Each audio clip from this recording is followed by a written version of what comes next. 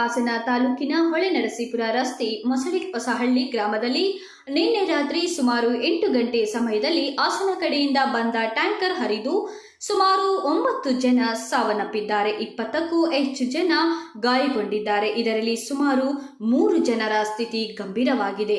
ಇದು ಗಣೇಶ ವಿಸರ್ಜನೆ ವೇಳೆಯಲ್ಲಿ ನಡೆದಂತಹ ದುರ್ಘಟನೆಯಾಗಿದ್ದು, ಇದರಲ್ಲಿ ಮೃತಪಟ್ಟವರ ವಿವರ ಹೀಗೆ ಇದೆ. ಪ್ರಭಾಕರ್ 55 ವರ್ಷ, ರಾಜೇಶ್ 17 ವರ್ಷ, ಗೋಕುಲ್ 17 ವರ್ಷ, ಕುಮಾರ್ 25 ವರ್ಷ, ಪ್ರವೀಣ್ ಕಲ್ಲಳ್ಳಿ 25 ವರ್ಷ, ಈಶ್ವರ್ 17 ವರ್ಷ, ಸುರೇಶ್ 21 ವರ್ಷ, ಪ್ರವೀಣ್ ಬಳ್ಳಾರಿ 21 ವರ್ಷದವರಾಗಿದ್ದು, ಭುವನೇಶ್ವರ್ ಎಂಬ ಟ್ರಕ್ ಚಾಲಕ ಅಲ್ಲಿನ ಆಗಿದ್ದು, ಸ್ಥಳೀಯರು ಹೇಳುವ ಪ್ರಕಾರ ಕುಡಿದು ಅಜಾಗ್ರತೆಯಿಂದ ಮತ್ತು ವೇಗವಾಗಿ ಬೈಕಿಗೆ ಗುದ್ದಿ ನಂತರ ಡಿವೈಡರ್ ಹತ್ತಿ ಬಲಭಾಗಕ್ಕೆ ಜನರ ಮೇಲೆ ಹರಿದಿದೆ.